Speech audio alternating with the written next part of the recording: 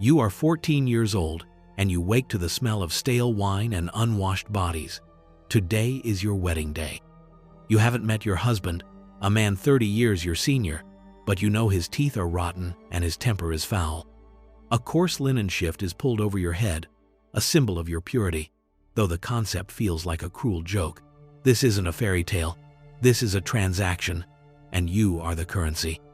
The world you inhabit is one of stark, unforgiving contrasts, a tapestry woven with threads of divine aspiration and visceral, earthly filth. For you, a girl named Elara, born into the lower rungs of nobility in the year of our Lord 1182, life was not a narrative of your own making but a script written by the unyielding hands of lineage and obligation.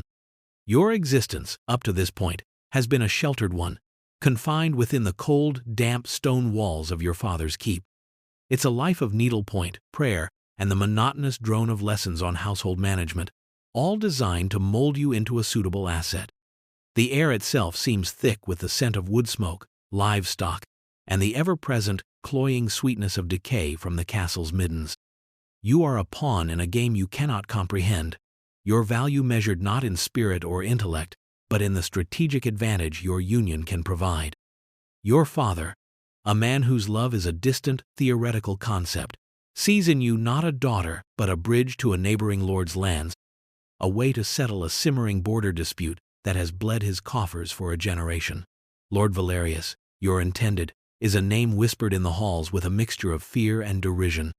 He is a man forged in the brutal crucible of petty warfare, his face a roadmap of old scars and his soul, they say, just as marred. His first 2 wives died in childbirth, a common enough fate, yet the servants' gossip paints a more sinister picture of neglect bordering on malice, of a man whose appetites were as coarse as his manners. You are to be the third, a fresh vessel for his ambitions, a womb to bear him the male heir that has thus far eluded him. The days leading up to the betrothal are a blur of muted panic. You watch as your meager dowry is assembled, a few bolts of dyed wool, a silver locket from your long-dead mother, and a dozen laying hens. It is a pathetic offering, a testament to your family's dwindling fortunes, and it fills you with a hollow dread that settles in your stomach like a stone. The transaction is finalized in your father's great hall, the air thick with the smell of roasted boar and spilled ale. Lord Valerius arrives with a retinue of grim-faced soldiers, his presence sucking the warmth from the room. He is shorter than you imagined, but broader, a barrel-chested man with a thick neck and hands like slabs of meat. His eyes, small and dark, assess you with the cold calculation of a merchant inspecting livestock. He does not speak to you. He speaks to your father, their voices a low rumble of negotiation, of acres and alliances. You stand beside your father, your gaze fixed on a tapestry depicting a grim biblical scene, your body trembling so violently you fear you might collapse. The disgust is a physical thing, a bile that rises in your throat. It is the disgust of powerlessness, of being reduced to an object, a piece of property to be bartered. This is the true nature of your medieval marriage, a mechanism of power stripped of all sentiment, a brutal, pragmatic union where the stench of ambition and desperation overpowers any hint of romance. The ceremony itself is a perfunctory affair, a priest mumbling Latin rites that feel utterly disconnected from the grim reality of the moment. You are now his. The journey to your new home at Blackwood Manor is a descent into a deeper circle of hell. The path is a muddy, rutted track that winds through dense, foreboding forests where the canopy of ancient trees chokes the sunlight, leaving the world in a perpetual, gloomy twilight. The air grows colder, heavier, thick with the scent of pine and damp earth. Lord Valerius rides ahead, a brooding silhouette against the bruised sky, his silence a suffocating blanket. You are jostled in a crude wooden cart, the wheels groaning in protest with every lurch, your bones aching with a weariness that goes far beyond physical exhaustion. Blackwood Manor is not a castle. It is a fortress, a grim statement of power built from dark, lichen-stained stone that seems to absorb the light. It squats atop a windswept hill, overlooking a valley shrouded in mist, its crenellated walls looking less like a home and more like a prison. There are no welcoming banners, no celebratory fanfare. The gates open with a low, mournful groan, and you are escorted into a courtyard that stinks of the tannery and the smithy.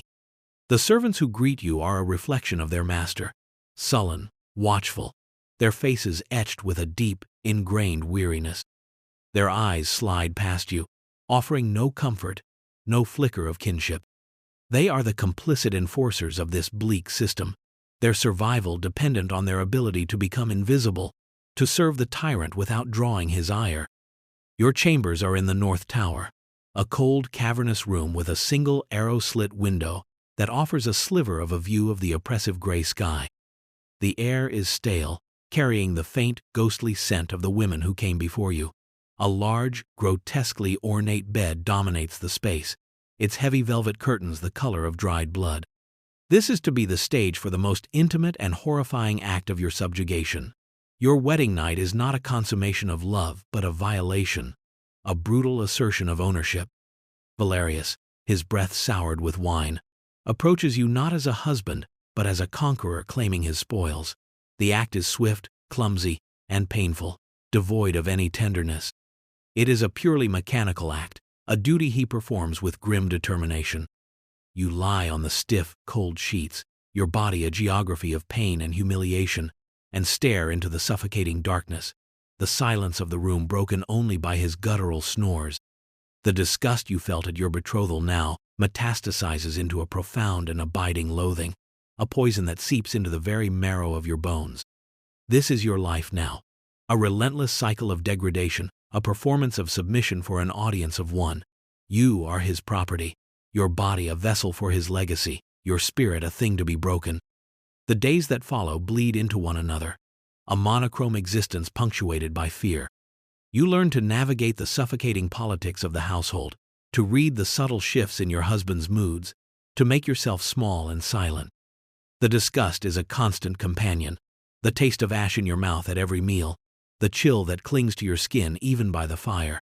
It is the disgust of the unwashed rushes on the floor, teeming with fleas and lice, the disgust of the rancid meat served at dinner, the disgust of the chamber pot left in the corner of your room. But most of all, it is the disgust of his touch, the clammy feel of his skin, the foulness of his breath, a constant, visceral reminder of your bondage. Life within the oppressive stone confines of Blackwood Manor settles into a grim, predictable rhythm, a metronome of misery set by the whims of its dysfunctional tyrant. Lord Valerius rules his domain not with strategy or wisdom, but with the brute force of his perpetually foul temper. His moods are the weather system of the keep, and the inhabitants have all become expert meteorologists of his rage.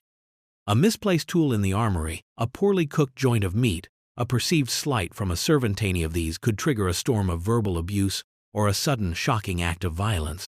His cruelty is not the calculated, theatrical cruelty of a great villain. It is the petty, impulsive cruelty of a deeply insecure man, a man whose only understanding of power is its most brutish application. His physical presence is an oppressive force. He moves through the halls with a heavy, deliberate tread, his gaze sweeping every corner, searching for infractions. The servants scurry from his path like mice, their heads bowed, their bodies tensed for a blow.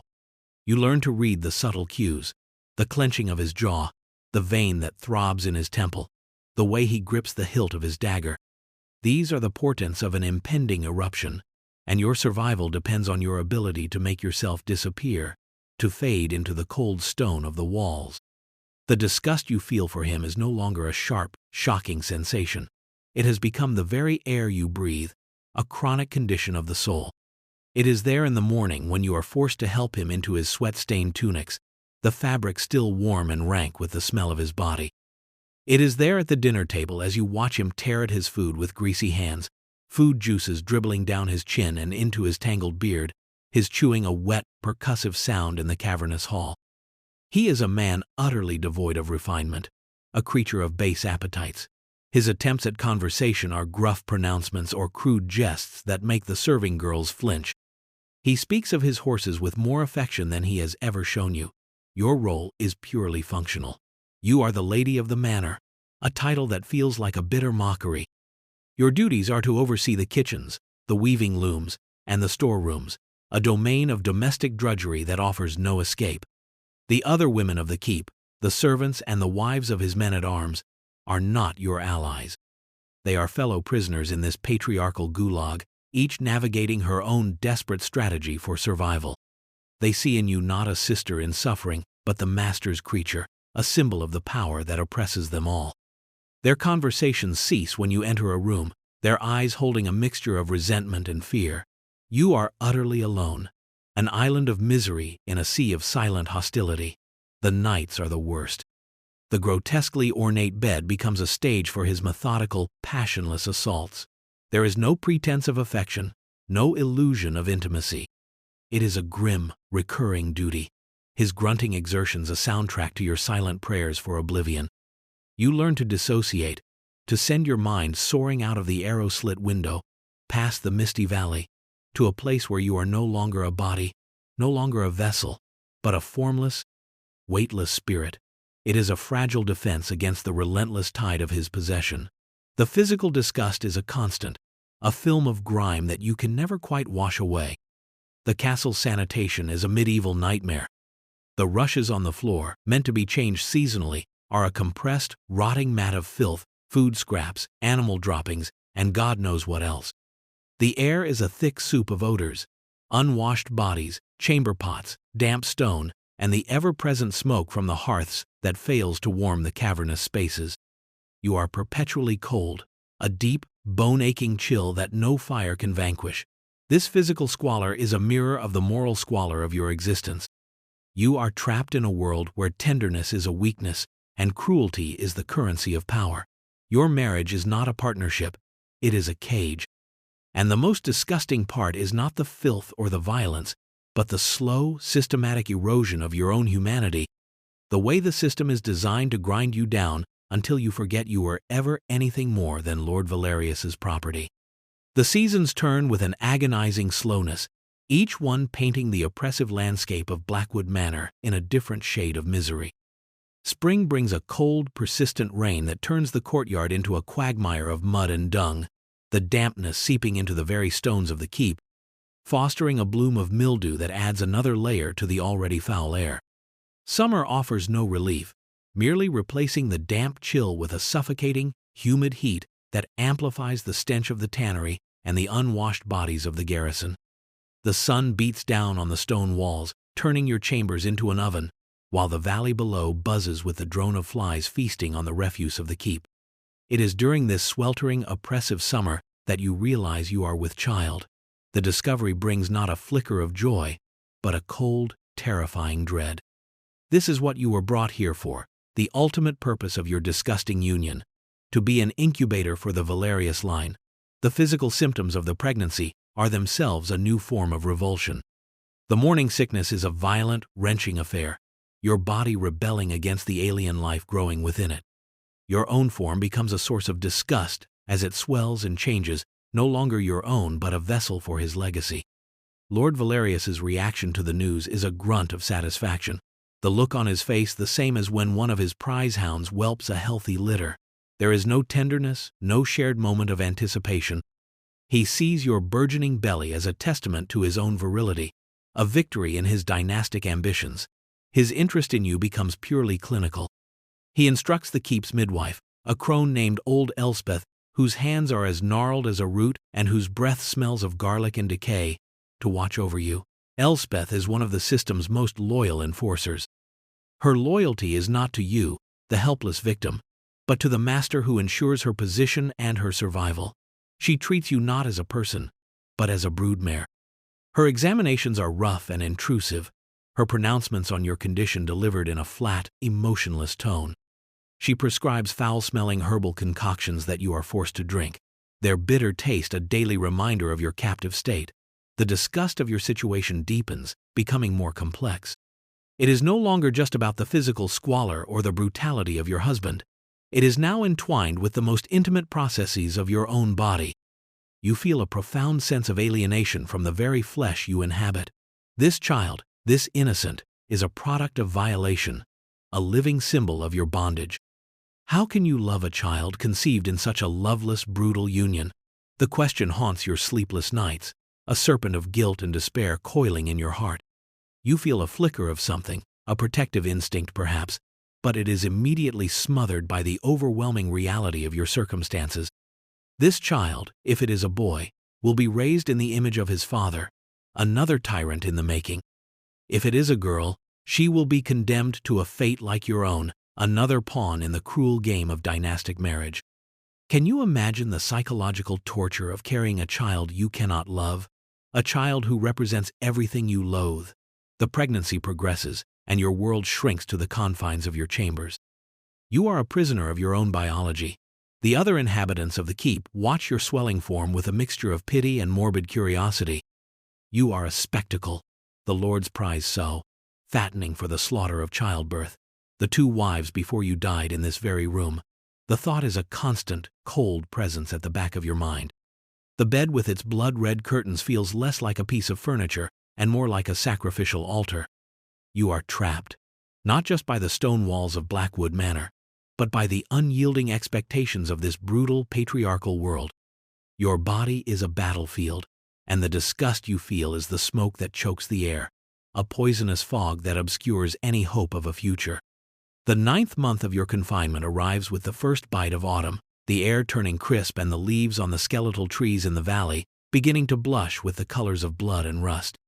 Your body is a cumbersome, alien thing, a vessel stretched to its limits. A profound weariness has settled deep in your bones, a fatigue that is as much of the soul as it is of the flesh. The fear of the impending ordeal is a constant, cold knot in your belly, a terror that eclipses even your loathing for Valerius. He now watches you with an impatient, proprietary glare, his concern not for your well-being, but for the successful delivery of his heir. He has become a caricature of the dysfunctional tyrant, his paranoia and obsession focused entirely on the contents of your womb. He consults with astrologers and soothsayers, paying them handsomely for predictions about the child's sex and destiny, a perverted ingenuity applied to his dynastic madness. The system around you tightens its grip. Old Elspeth, the midwife, becomes your shadow, her presence a constant, unnerving reminder of what is to come. She is the chief enforcer of this final, brutal stage of your subjugation. She speaks to you in platitudes about duty and God's will, her words hollow and meaningless in the face of your terror. She prepares the birthing chamber, which is, of course, the same chamber where you sleep, where you were violated, the very epicenter of your misery with a grim, methodical efficiency. Fresh straw is laid upon the floor, and clean linens are brought, a stark white against the oppressive gloom of the room. The preparations feel less like a welcome for a new life, and more like the staging for an execution. The first pains come in the dead of night, a sharp, twisting cramp that jolts you from a fitful sleep. They are a terrifying affirmation that there is no escape. The process has begun. Elspeth is summoned, her face impassive in the flickering candlelight. Valerius is informed, and he begins to pace in the hall outside your door like a caged animal, his heavy footsteps a menacing rhythm that syncs with the contractions. The labor is a descent into a primal, hallucinatory hell. Time loses all meaning, stretching and compressing in a relentless cycle of agony. The world shrinks to the 4 posts of the blood-red bed, to the sweat-soaked sheets, to the searing pain that rips through your body. The disgust is all-encompassing now. It is the disgust of your own body, of the sweat and blood and fluids that mark the brutal reality of childbirth. It is the disgust of the intrusive, probing hands of the midwife, her face a mask of grim concentration as she murmurs incantations and offers you sips of a bitter, foul-tasting brew. It is the disgust of the hushed, conspiratorial whispers of the other women who have been gathered to assist, their faces a gallery of morbid fascination. They are the complicit witnesses, the chorus to your tragedy. Through the haze of pain, you are vaguely aware of their presence, their hands holding you down, their voices a meaningless drone of encouragement and prayer. They are not here for you. They are here for the spectacle, for the grim drama of life and death. Hours turn into a day, and the day bleeds into another night. You are beyond exhaustion, your strength utterly spent, your spirit worn down to a raw, trembling nerve. You are no longer Elara. You are a vessel, a thing being torn apart from the inside. The pain is a living entity, a demon with its claws deep inside you. You scream until your throat is raw, the sound swallowed by the thick stone walls of the tower. You beg for it to end, for death, for any release from this relentless torture. And through it all, you can hear the steady, impatient pacing of your husband in the hall, a constant, menacing reminder of the source of your agony. This is the culmination of your medieval marriage, the final, disgusting act in a play of systematic cruelty. It is not a miracle of life. It is a brutal, bloody, and terrifying ordeal, stripped of all sanctity, a testament to the utter disposability of women in this world. The child is born in the gray, merciless light of dawn, a small, blue, silent thing. For a terrifying moment, the only sound in the room is your own ragged, gasping breath. Old Elspeth snatches the infant, her movements brisk and efficient, and after a sharp slap, a thin, reedy wail finally pierces the suffocating tension. It is a girl. The word hangs in the air, a death sentence. You see the midwife's face flicker with something disappointment, perhaps even fear before her professional mask slams back into place. The other women in the room exchange furtive, knowing glances. A girl. A useless, dowry-draining, politically insignificant girl. The door creaks open, and Lord Valerius fills the frame, his face a thunderous mask of impatience. "Well?" he barks, his voice scraping the raw nerves of the room. Elspeth, holding the swaddled infant, does not meet his gaze. "It is a daughter, my lord," she murmurs, her tone carefully neutral. The change in him is instantaneous and terrifying. The flicker of hope in his eyes is extinguished, replaced by a black, venomous rage. His face contorts, the color draining away until it is as white as parchment. For a moment, he is utterly still, a predator coiled to strike. Then, with a guttural roar of pure, unadulterated fury, his obsession, his paranoia, his deep-seated psychological flaws, all metastasize into a singular act of horrific violence. He lunges not at the midwife, not at the child, but at you. His hands, those slabs of meat, find your throat. The world explodes into a kaleidoscope of black spots and searing pain. You are too weak to struggle, your body a dead weight on the bloody sheets. You claw feebly at his wrists, your nails scraping against his skin, but it is like trying to move a mountain. His face is inches from yours, his eyes bulging, spittle flying from his lips as he bellows his frustration, his hatred, his disgust for you, for your failure, for your female body that has betrayed his dynastic fantasy. The faces of the other women are a blur of horror. They are frozen, trapped between the instinct to intervene and the paralyzing fear of the tyrant. They are the complicit system enforcers, their inaction a testament to the absolute power he wields. They will do nothing. They will watch you die. Your vision narrows to a tunnel, the sounds of the room fading to a dull roar. The last thing you see is the grotesquely ornate canopy of the bed, its velvet folds like a shroud. The last thing you feel is the crushing pressure on your windpipe, the final brutal assertion of his ownership. And then, only darkness. Your story is one of suffering, of dehumanization, of a struggle to maintain a sense of self against an overwhelming, brutal force. Your fate, like that of so many women of your time, is utterly, hopelessly tragic. You were a daughter, a wife, a mother, but in the end, you were only ever a commodity, a vessel, a disappointment. Your death is not recorded as a murder. It is a footnote in the family chronicles, another tragic death in childbirth, a convenient lie that preserves the honor of a petty lord and perpetuates the cycle of systematic cruelty. The baby girl, your daughter, is sent away to a convent, her existence an embarrassment to be hidden, her future a life of prayer and obscurity, another helpless victim absorbed by the insatiable, pitiless system.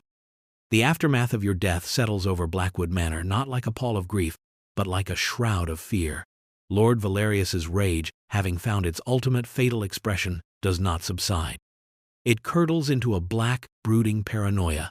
He sees conspiracy in every shadow, hears whispers of sedition in the rustle of the rushes.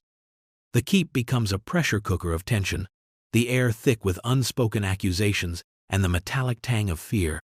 The servants who witnessed your final moments, those complicit enforcers of his tyranny, are now trapped by their knowledge.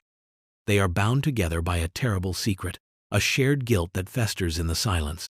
They avoid each other's eyes, their faces drawn and pale, knowing that their own survival depends on their collective amnesia. The official story, that you were simply too frail for the rigors of childbirth, is repeated until it takes on the veneer of truth, a grim testament to the power of a narrative controlled by the oppressor. Your existence is systematically erased. Your meager belongings are burned, your presence in the castle's memory scoured away like a stubborn stain. It is as if you were never there. The system, which you were a victim of, continues its inexorable grind. Lord Valerius, the dysfunctional tyrant, remains unchecked. His cruelty, once impulsive, becomes more calculated, more insidious. He trusts no one. His men-at-arms are subjected to loyalty tests. His cook is suspected of poisoning his food. His new stablemaster is flogged for a perceived lack of deference. The entire household is held hostage by his twisted psychological state, his personal failings manifesting as a public reign of terror. The fate of your daughter is a somber footnote to your own tragedy. Raised within the cold, austere walls of the convent of the sorrowful mother, she grows up without a name, known only as an orphan of the nobility. She is a ghost, a living secret, her life a penance for the crime of being born a girl. She will never know her mother's face or her father's identity. Her world is one of bells, chants, and the silent, watchful eyes of the nuns. She is another helpless victim, her life circumscribed by the actions of a man she will never meet, her destiny shaped by a single, violent act of patriarchal rage. Her existence is a testament to the long, dark shadow that such a disgusting union can cast, a shadow that stretches across generations. The system that consumed you is self-perpetuating. It relies on the silence of the oppressed, the complicity of the fearful, and the unchecked power of men like Valerius.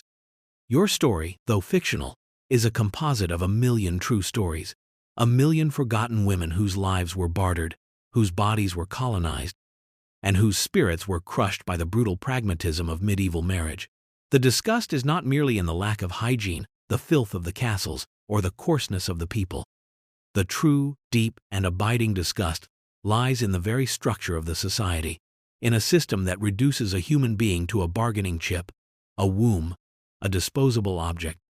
It is the disgust of a world where love is a liability and power is the only god. The stones of Blackwood Manor hold the memory of your suffering, even if the people within it are forced to forget. The blood-red curtains of the bed in the North Tower are eventually taken down, but the stain of your tragedy has seeped into the very fabric of the place. Years pass. Lord Valerius, consumed by his own paranoia and bitterness, eventually succumbs to a fever, dying alone and unmourned, his reign of petty terror ending not with a bang, but with a pathetic, gurgling whimper. His lands pass to a distant cousin, a man with no knowledge of or interest in the dark secrets of the keep. The cycle of power continues, the names and faces change, but the underlying structure of the system remains. The story of the Lord's second wife who died in childbirth becomes a local legend, a ghost story whispered by villagers to frighten their children. The details are lost to time, the sharp edges of the horror worn smooth by generations of retelling. You become a cautionary tale, a nameless specter who haunts the North Tower, your tragedy reduced to a bit of spooky folklore. The true horror, the systemic cruelty, the profound and soul-crushing disgust of your reality, is forgotten. It is a story that is too uncomfortable, too ugly to be remembered in its raw, unvarnished form. And so it is sanitized, mythologized, stripped of its power to indict the very foundations of the world that created it. Can you imagine the sheer, crushing weight of it all? The psychological torture of a life lived in constant fear, the dehumanization of being treated as nothing more than property, the final, brutal injustice of being murdered and then erased from history. This was the reality for countless women, their individual stories lost in the vast, silent archives of the past. Their suffering was not an anomaly, it was a feature of the system, a necessary component of the engine of power and inheritance. The disgust of a medieval marriage was not just about the lack of sanitation or the crude manners, it was about the complete and utter negation of the self. It was about a world that had no language for your suffering, no justice for your murder, no memory for your existence.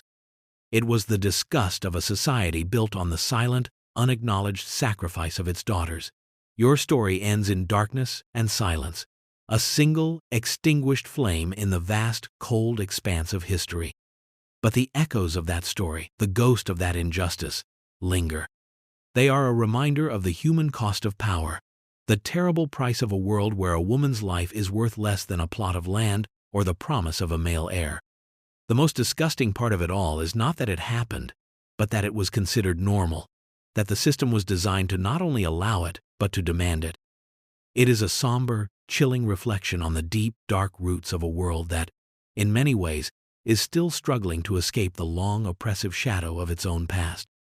The true, lingering horror of your story, Elara, is not confined to the grim battlements of Blackwood Manor or the specific cruelties of Lord Valerius. It is the chilling realization that your fate was not exceptional but systemic. You were not merely the victim of a single dysfunctional tyrant, you were a casualty of an entire social and political architecture, a world order built upon the fundamental premise of your disposability. The system that condemned you was a vast and intricate machine, fueled by land, titles, and the desperate patriarchal obsession with the male bloodline. In this machine, women were not people. They were components, interchangeable parts whose value was determined by their womb and their dowry. Your marriage was not a personal contract between two individuals. It was a corporate merger, a treaty signed in flesh. The disgust, therefore, transcends the personal revulsion you felt for your husband's rotten teeth or his brutish manners. It becomes a philosophical disgust for a civilization that could codify such profound inhumanity, that could dress it up in the language of honor, duty, and divine will. The Church, which preached the sanctity of the soul, was the very institution that sanctified these transactions, its priests mumbling Latin blessings over the sale of girls into sexual and domestic servitude. The nobility, which prided itself on its chivalric code, was the class that perfected this form of human trafficking, treating their daughters as strategic assets to be deployed in the endless war for power and prestige. The complicit enforcers were not just the sullen servants or the grim-faced midwife, they were everyone. They were your own father, who saw your marriage as a solution to his financial woes. They were the other women of the keep, who saw your suffering and turned away, their silence a necessary survival tactic. They were the entire community, which accepted the fiction of your tragic death, because the alternative confronting the monstrous reality of a lord murdering his wife for failing to produce a son was too destabilizing, too terrifying to contemplate.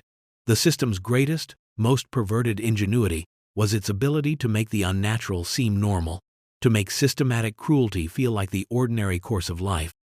Your story forces us to confront the deeply unsettling idea that the good old days were, for half the population, a time of profound and unrelenting terror. The romanticized image of medieval life of knights and ladies, of courtly love and grand tournamences, a carefully constructed fantasy, a historical lie that papers over the cracks of a brutal and deeply misogynistic reality. The truth is far more disgusting. It smells of unwashed bodies and festering rushes, of fierce sweat and birthing blood. It tastes of rancid meat and bitter herbs. It feels like the cold, hard stone of a prison cell. And it sounds like the silent screams of a million forgotten women, their stories, like yours, swallowed by the indifferent darkness of history. Reflecting on your fate is not merely an exercise in dark historical tourism. It is a necessary act of remembrance, an acknowledgement of the human cost of the world we have inherited. The power structures, the patriarchal assumptions, the very language we use to talk about love and marriage are all, in some small way, shaped by this dark legacy. The fight for women's autonomy, for the right to control their own bodies and choose their own destinies, is a direct rebellion against the world that created and destroyed you. Your tragedy serves as a somber, powerful reminder of what is at stake, of the profound and deeply personal consequences of a society that fails to recognize the full humanity of all its members. The disgust of your medieval marriage is, in the end, a disgust for a world that saw you as less than human, and the most chilling part is that this world is not as distant as we would like to believe. The narrative of your life, Elara, and its brutal end, serves as a powerful lens through which the entire disgusting framework of medieval society can be examined. The system was not merely flawed, it was designed to be predatory, with a clear hierarchy of who could inflict suffering and who was expected to endure it. At the apex was the dysfunctional tyrant, a figure like Lord Valerius, whose power was absolute within his own domain. His personal pathologies, insecurity, his violent temper, his dynastic obsession were not contained. They were projected outward, becoming the governing principles of his household and his lands. His sexual dysfunction, his inability to connect with another human being on any level beyond domination, metastasized into a political psychosis. He was a black hole of need and rage, consuming the lives of those around him to feed his own ego. His power was not just in his sword arm or the number of men he commanded. It was in his ability to define reality itself. He could commit murder in a room full of witnesses, and through sheer force of will and the terror he inspired, transform it into a tragic accident. This is the ultimate power of the tyrant, not just to kill the body, but to annihilate the truth. Below the tyrant were the complicit system enforcers, a class of people who were themselves victims, yet who participated in the oppression of others as a means of survival. Old Elspeth, the midwife, is a perfect archetype. She was likely a woman of considerable skill and knowledge, yet her position was entirely dependent on the goodwill of her master. Her loyalty could not be to you, the helpless victim, because you had no power to protect her. Her loyalty had to be to Valerius. When she pronounced your child a girl, she was not just delivering a piece of news, she was passing a death sentence, and she knew it. Her impassive face, her carefully neutral tone, were the mask of a woman who had made 1,000 moral compromises to stay alive. The servants, the men-at-arms, even your own father, they were all cogs in this machine, their complicity born of fear, ambition, or a desensitized acceptance of the world as it was. They enforced the rules because they understood that to challenge the system was to risk being crushed by it. At the very bottom of this pyramid of power was you, the helpless victim. Your innocence, your youth, your gender, these were not sources of strength or value. They were vulnerabilities to be exploited. You were trapped not just by walls of stone, but by a cage of cultural expectations. You were taught that your purpose was to be a wife and a mother, yet the fulfillment of that purpose led directly to your destruction. Your body, the very thing that was supposed to be the source of your value, became the site of your greatest suffering and the cause of your death. This is the ultimate, most disgusting irony of the patriarchal system. It defines a woman by her biological function and then punishes her when that function fails to meet the demands of the man in power. The story is a relentless chronicle of dehumanization. From the moment you were bartered like livestock, to the nightly violations in the marriage bed, to the final, brutal act of violence, you were systematically stripped of your agency, your identity, your very personhood. Your struggle to maintain a sense of self, to send your mind soaring out of the window while your body was being assaulted, was a quiet, desperate act of rebellion, but it was not enough. The system was too powerful, too relentless, too complete. It was designed to break you, and it succeeded. The philosophical implications of your story extend far beyond the borders of the 11th century, speaking to a timeless and unsettling truth about the nature of power and the fragility of human dignity. The disgust at the heart of your medieval marriage is not merely a reaction to historical squalor or brutality. It is a profound moral revulsion against any system that treats people as means to an end. Your life was instrumentalized. You were an instrument for forging an alliance, an instrument for settling a land dispute, and ultimately, an instrument for producing an heir. When the instrument failed to perform its designated function, when you produced a daughter instead of a sonnet, was deemed broken and discarded with shocking violence. This reduction of a human being to a tool is the foundational sin of all tyrannies, great and small. It is the same logic that fueled the slave trade, the Holocaust, and 1,000 other atrocities throughout human history. The names change, the justifications are altered, but the underlying principle remains the same: the belief that one group of people has the right to strip another of its humanity for its own benefit. Your story is a microcosm of this larger, more terrifying pattern. The world of Blackwood Manor was a miniature totalitarian state, with its own dictator, its own secret police, the watchful, fearful servants, its own propaganda, the official story of your death, and its own class of disposable citizens. The walls of the keep were not just stone and mortar. They were ideological barriers, designed to keep out compassion, justice, and truth. The silence that followed your murder is perhaps the most chilling part of the narrative. It represents the moral vacuum that is created when fear completely supplants courage. The witnesses to your death were not evil people in the way Valerius was evil. They were ordinary people who made the rational, self-interested calculation that speaking up would cost them their lives. Their silence was a form of complicity, a small but necessary betrayal that allowed the system to perpetuate itself. It is a deeply uncomfortable truth that evil often triumphs not because of the passion of the wicked, but because of the inaction of the good. This raises a deeply unsettling rhetorical question. In their position, would we have acted any differently? Would we have risked our own lives to save yours? To speak truth to a violent and unpredictable power? It is easy to condemn them from the safe distance of centuries, but their dilemma reveals the terrifying power of a coercive system to override individual conscience. The conclusion of your story offers no catharsis, no justice. Valerius dies of a fever, not at the hands of an avenger. Your daughter is condemned to a life of obscurity.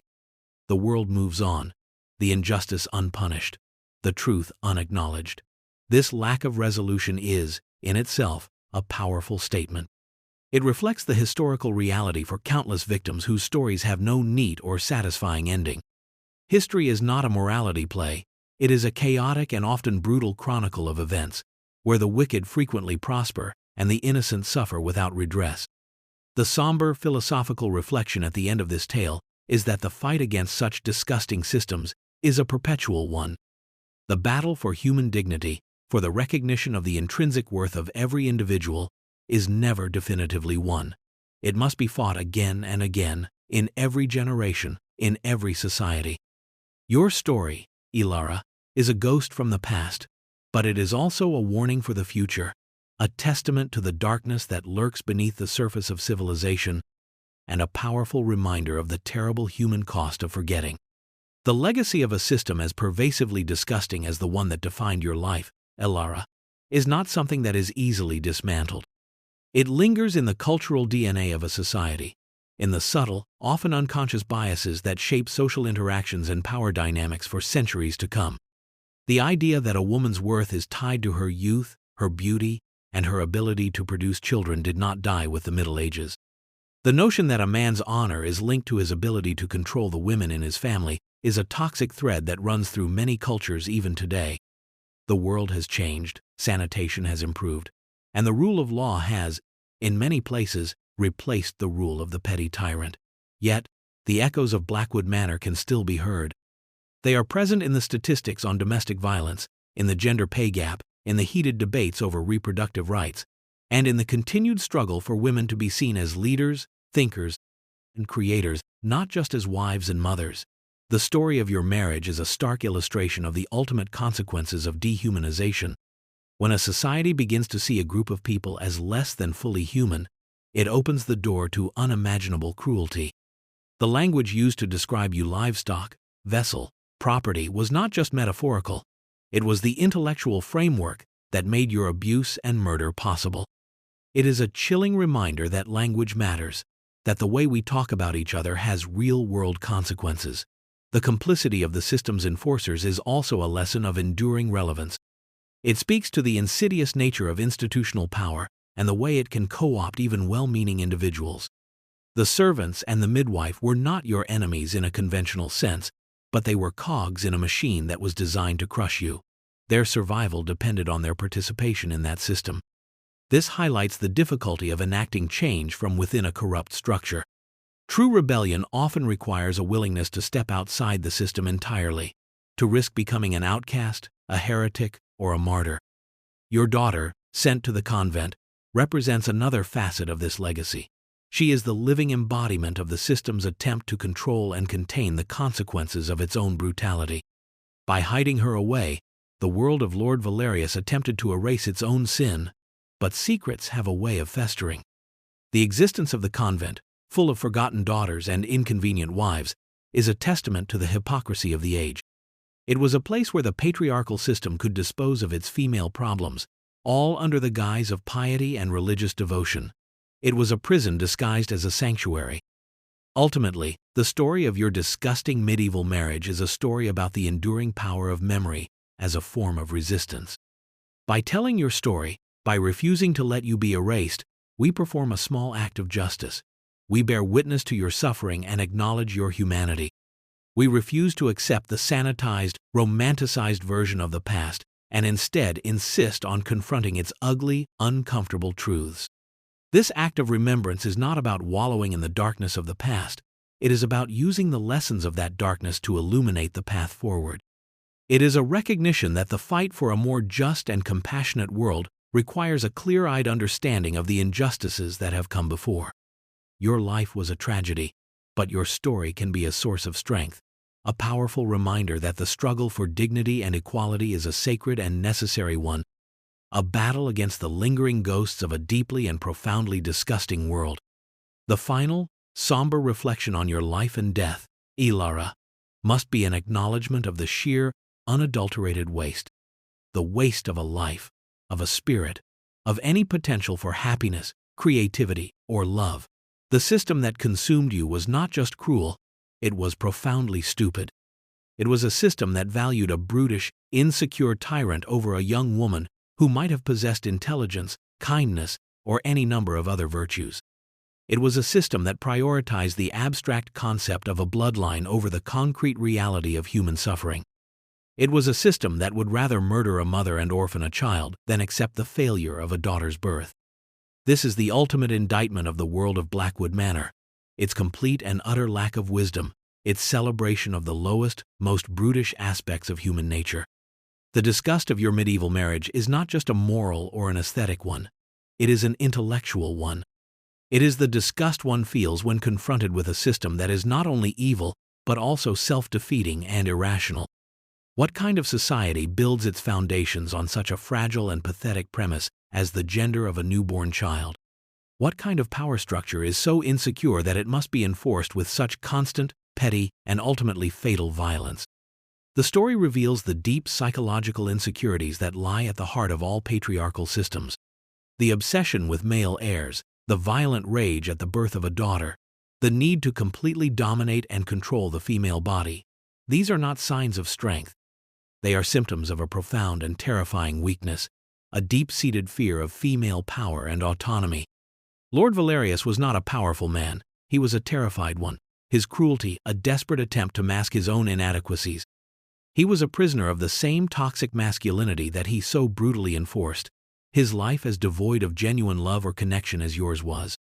He was a hollow man, his soul as barren and windswept as the hill on which his fortress was built. The human cost of this system was immeasurable.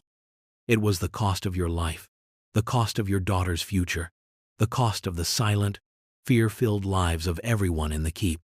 It was the cost of generations of women who were denied an education, a voice, a choice. It was the cost of a society that deprived itself of the talents, the wisdom, and the contributions of half its population. The stones of Madrid or London or Paris may have sung with the celebrations of kings and popes, but beneath that song was a constant, low hum of suffering, the collective, unacknowledged pain of millions of women like you. Your story, though it ends in the darkness of a single tower room, illuminates this vast, historical landscape of silence and pain. It forces us to listen, to strain, to hear the whispers of the forgotten, to piece together the fragments of their shattered lives. It is a difficult and often painful task, but it is a necessary one. For in remembering you, Elara, we affirm a fundamental truth, that every life has value, that every story deserves to be told, and that the only way to build a better future is to have the courage to confront the most disgusting parts of our past. The cyclical nature of the cruelty you endured, Elara, is perhaps the most profoundly unsettling aspect of your narrative. Your tragic fate was not a singular event but a repetition, a grim echo of the two wives who preceded you to the grave in that same blood-red bed. This pattern transforms your story from a personal tragedy into a chronicle of a predatory system in action. Lord Valerius was not just a dysfunctional tyrant, he was a serial destroyer of women, his marital bed a veritable abattoir. The system not only permitted his behavior but enabled it, providing him with a steady supply of new victims, each one a fresh opportunity to secure the male heir his fragile ego demanded. The community's acceptance of this pattern is a chilling testament to the normalization of violence against women. The deaths of his first two wives were likely met with the same feigned sadness and pragmatic acceptance that would later follow your own demise. Childbirth is a dangerous business, the people would have murmured. shaking their heads while tacitly agreeing not to look too closely at the convenient mortality rate in the Lord's bedchamber. This collective denial is a powerful force, a social contract of silence that protects the powerful and condemns the vulnerable. The disgust, then, is amplified by its repetition. It is the disgust of a world that learns nothing, that allows the same horrors to unfold time and again. Each new marriage for Valerius was a renewal of the same brutal cycle. The acquisition of a new vessel, the period of hopeful expectation, the violent rage at the inevitable failure, and the convenient disposal of the used-up commodity. You were simply the third iteration of the same tragic story.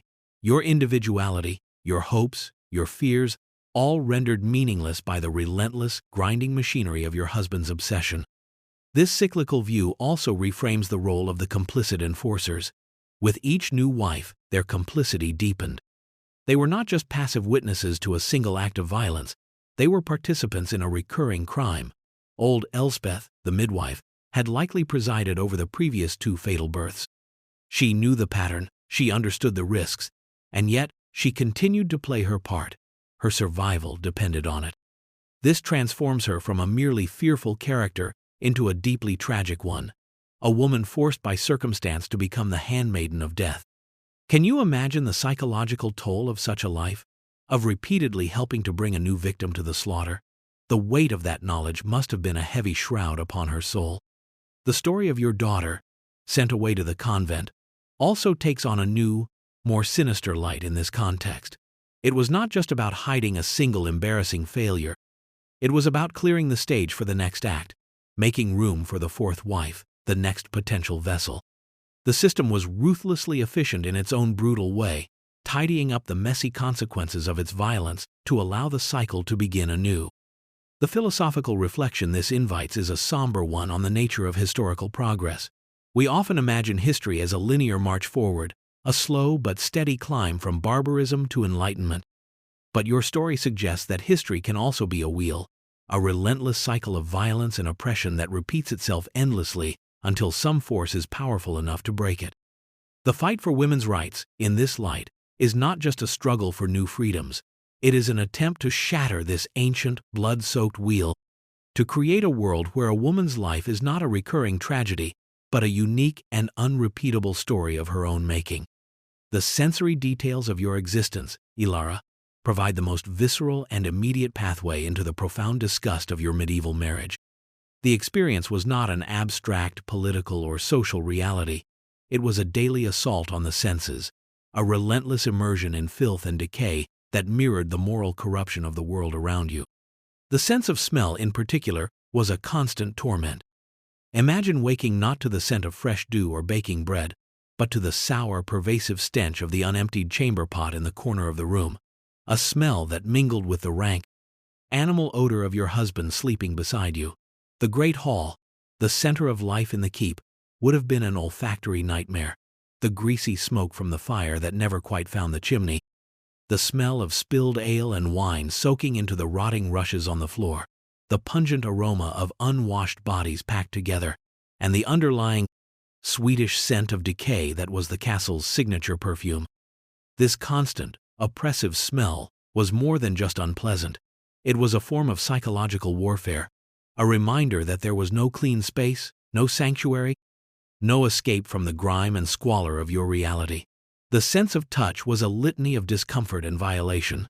The rough, coarse fabric of your daily shift, a constant irritant against your skin. The damp, bone-numbing chill of the stone walls, a cold that seeped into your very marrow.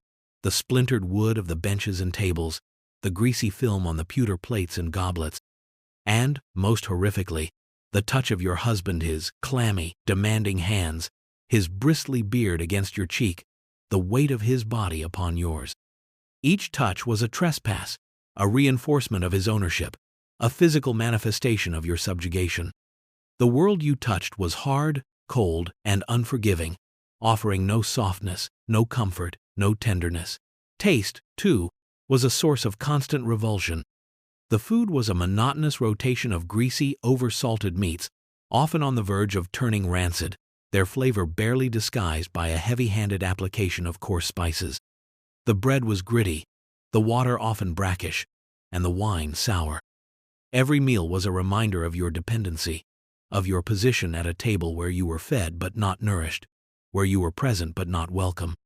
The taste of disgust was a metallic tang of fear in your mouth, a bitterness that no amount of food or drink could wash away. The sights of Blackwood Manor were a study in oppressive gloom. The perpetual twilight of the halls, poorly lit by flickering torches that threw dancing, monstrous shadows on the walls. The grim, utilitarian furniture, built for durability, not beauty. The faded, grim tapestries depicting scenes of biblical wrath and martyrdom. The faces of the servants, etched with fear and resentment. Your entire visual world was circumscribed by the dark, oppressive stone of your prison. The only glimpse of the outside world a sliver of gray, unforgiving sky through an arrow-slit window. This sensory deprivation, this immersion in an environment devoid of beauty or comfort, was a key part of the system's cruelty. It was designed to grind down the spirit, to extinguish any spark of joy or hope, to make the world of the victim as bleak and ugly as her fate. By focusing on this sensory reality, we move beyond a purely intellectual understanding of your suffering. We begin to feel it, to experience a pale shadow of the daily, grinding misery of your existence. The disgust becomes a physical sensation, a knot in the stomach, a rising gorge. It is a powerful, empathetic connection to the past, a visceral understanding that the horrors of history were not just ideas. They were lived, breathed, and felt by real people in all their foul and heartbreaking detail.